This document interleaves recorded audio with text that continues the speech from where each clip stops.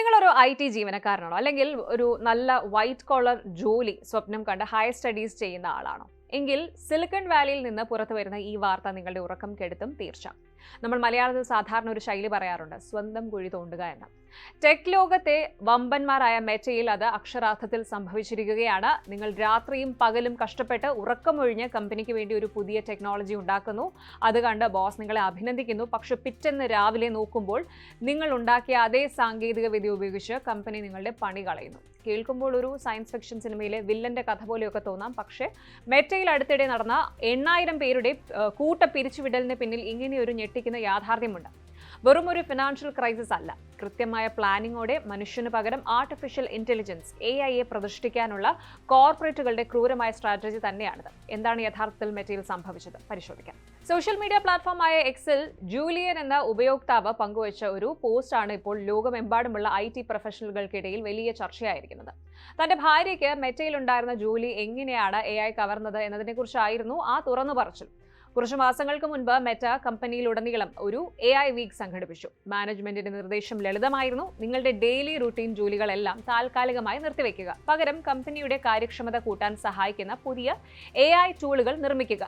കരിയറിലെ വലിയൊരു turning point അല്ലെങ്കിൽ വലിയൊരു അവസരമാണെന്ന് കരുതി ജൂലിയന്റെ ഭാര്യയും അവരുടെ ടീമും അധ്വാനം ചെയ്തു. സീനിയർ ലീഡർമാർക്കൊപ്പം ചേർന്ന് മാസങ്ങളോളം രാത്രിയെന്നോ പകലെന്നോ ഇല്ലാതെ കഷ്ടപ്പെട്ടാണ് അവർ ഒരു മികച്ച AI ടൂൾ ഡെവലപ്പ് ചെയ്തത്. പക്ഷേ ഈ ഒരു ഹാർഡ് വർക്കിനിടയിലും അവർക്കൊരു ആന്തരിക ഭയമുണ്ടായിരുന്നു. താൻ രൂപകൽപ്പന ചെയ്യുന്ന ഈ ഒരു ടെക്നോളജി, ഈ സാങ്കേതികവിദ്യ ഭാവിയിൽ സ്വന്തം കരിയറിന് തന്നെ ഭീഷണിയാകുമോ എന്ന്. നിർഭാഗ്യവശാൽ ആ ഭയം 100% ശരിവയ്ക്കുന്നതായിരുന്നു പിന്നീട് നടന്ന സംഭവങ്ങൾ. കമ്പനിയിൽ ലേ ഓഫ് പ്രഖ്യാപിച്ചപ്പോൾ പുറത്താക്കപ്പെട്ടവരുടെ ലിസ്റ്റിൽ ആദ്യത്തെ പേരുകളിൽ ഒന്ന് ഈ AI ടൂൾ ഉണ്ടാക്കാൻ ചോര നീരാക്കിയ ജൂലിയന്റെ വൈഫിൻ്റെതായിരുന്നു. അതായത് തങ്ങൾക്ക് പണി കളയാനുള്ള ആയുധം ജീവനക്കാരെ കൊണ്ട് തന്നെ കമ്പനി ഉണ്ടാക്കിയെടുത്തു. നമ്മൾ ശരിക്കും ചരിത്രത്തിലേക്കൊന്ന് തിരിഞ്ഞു നോക്കിയാൽ നമുക്ക് മനസ്സിലാവുന്ന ഒരു കാര്യമുണ്ട്. ഓട്ടോമേഷനും യന്ത്രവൽക്കരണവും എപ്പോഴും ബാധിച്ചിരുന്നത് കഠിനമായ ശാരീരിക അധ്വാനം ആവശ്യമുള്ള ബ്ലൂ കോളർ ജോലികളെയായിരുന്നു. ഫാക്ടറികളിലെ തൊഴിലാളികൾ, നിർമ്മാണ മേഖലയിലുള്ളവർ എന്നിവർക്കൊക്കെയായിരുന്നു മുൻപ് സാങ്കേതിക വിദ്യ വില്ലനായത്. കമ്പ്യൂട്ടറുകൾ വന്ന കാലത്ത് ടൈപ്പിസ്റ്റുകൾക്കും ക്ലർക്കുമാർക്കും ജോലി നഷ്ടപ്പെട്ടിരുന്നു.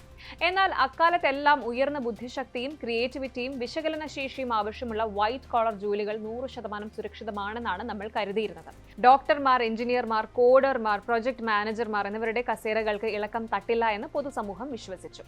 എന്നാൽ ജനറേറ്റീവ് AIയുടെ വരവോടെ കഥാസന്ദർഭം പൂർണ്ണമായും മാറി മറിഞ്ഞു.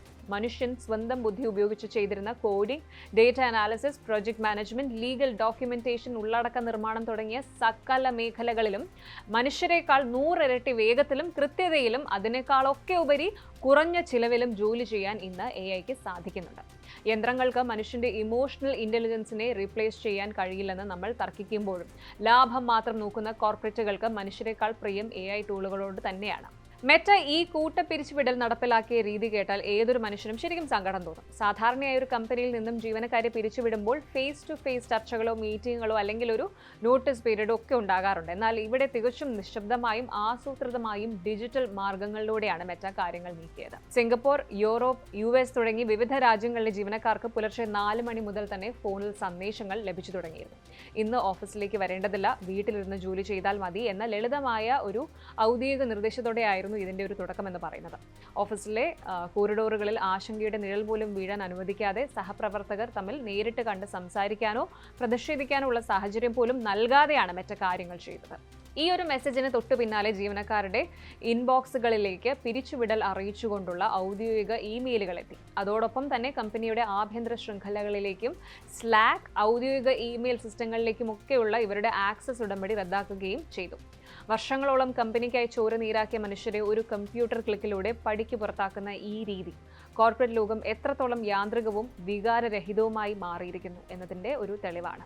ഇനി ഈ വിഷയത്തിലെ ഏറ്റവും പുതിയ മാധ്യമ റിപ്പോർട്ടുകളിലേക്ക് വരാം. ഈ വൻ AI ഓവർഹോൾ വഴി മെറ്റയിൽ നിന്ന് ഒറ്റയടിക്ക് പുറത്താക്കപ്പെട്ടത് 8000 ജീവനക്കാരാണ്. ഈ കൂട്ട പിരിച്ചുവിടലിന് മുൻപ് മെറ്റയിൽ ഏകദേശം 78,000-ഓളം ജീവനക്കാരുണ്ടായിരുന്നു എന്നാണ് കണക്കുകൾ. ഇതിലൂടെ കമ്പനിയുടെ വർക്ക് ഫോഴ്സ് വലിയ രീതിയിലാണ് വെട്ടിച്ചുരുക്കപ്പെട്ടത്. എന്നാൽ ഇതിൽ മെറ്റ CEO മാർക്ക് സക്കർബർഗിന്റെ ഭാഗത്തു നിന്ന് ഒരു ഔദ്യോഗിക പ്രതികരണവും വന്നിട്ടുണ്ട്. ജോലി നഷ്ടപ്പെട്ട 8000 പേരോട് വിട പറഞ്ഞ സക്കർബർഗ് ബാക്കിയുള്ള 70,000 ജീവനക്കാർക്ക് മുന്നിൽ 2 പ്രധാനപ്പെട്ട വാഗ്ദാനങ്ങൾ വെക്കുന്നുണ്ട്. ഒന്ന്, കമ്പനിയിൽ ഇനി ഒരു വലിയ ഘടനാപരമായ പുനഃസംഘടന ഉടനെ ഉണ്ടാകില്ല. രണ്ടാമത്തേത്, മെറ്റ ഇനി പൂർണ്ണമായും AI കേന്ദ്രീകൃത ഒരു കമ്പനിയായി പ്രവർത്തിക്കും. പ്രവർത്തിക്കും.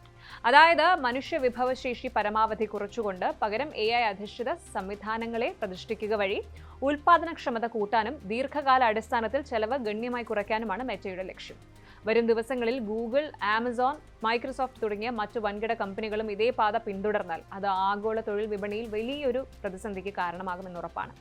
പുതിയ സാങ്കേതിക വിദ്യകൾ നിരന്തരം പഠിച്ചും സ്വയം നവീകരിച്ചും മുന്നോട്ട് പോയാലും ഒടുവിൽ ആ സാങ്കേതിക വിദ്യ തന്നെ നമ്മെ വിഴുങ്ങുമെന്ന അവസ്ഥ കരിയർ സ്വപ്നങ്ങളുമായി മുന്നോട്ട് പോകുന്ന ദശലക്ഷക്കണക്കിന് യുവാക്കളിൽ വലിയ നിരാശയും ഭാവിയെക്കുറിച്ചുള്ള ആശങ്കയുമാണ് ഉണ്ടാക്കുന്നത്.